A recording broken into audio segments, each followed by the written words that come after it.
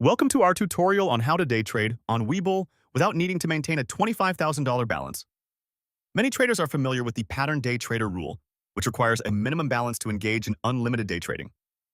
However, there are ways to navigate this requirement and still participate in day trading. First, let's discuss the rules of day trading on Webull.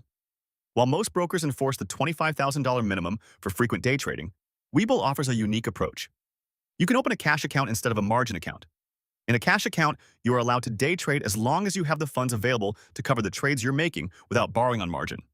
This means you can buy and sell stocks within the same day, provided you have settled cash from previous trades. Next, we need to focus on how to effectively use a cash account for day trading. Ensure that you have funds settled in your account by waiting for 2 business days after a deposit or trade before using those funds. Plan your trades and make sure to execute them judiciously. Keep an eye on the stocks on your watch list and be prepared to act quickly based on market movements. Utilize Webull's research tools to find potential stocks, conduct technical analysis, and develop your trading strategy. Finally, remember to manage your risks effectively.